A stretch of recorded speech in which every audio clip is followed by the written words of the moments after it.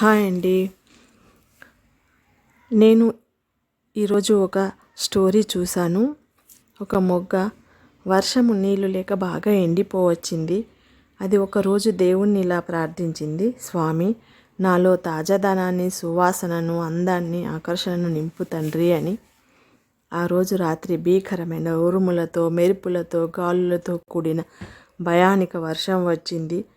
దాని దెబ్బకు కొట్టుకపోతానేమోనని అనుకున్నది ఆ మొగ్గ. వర్షం ఆగింది. వేర్లు నీళ్లను ప్రవాహానికి కొట్టుక వచ్చిన ఆ మట్టిలోని సారాన్ని బాగా పీల్చుకొని ఒక వారం తిరగకుండానే తాను దేవుణ్ణి ఏమేమి కోరుకున్నదో అవన్నీ ఆ మొగ్గకు వచ్చేశాయి. ఆ మొగ్గ మీరే అనుకోండి.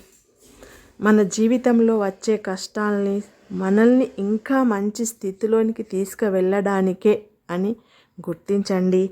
మీరు ఏ విధంగా భావిస్తున్నారో చెప్పండి.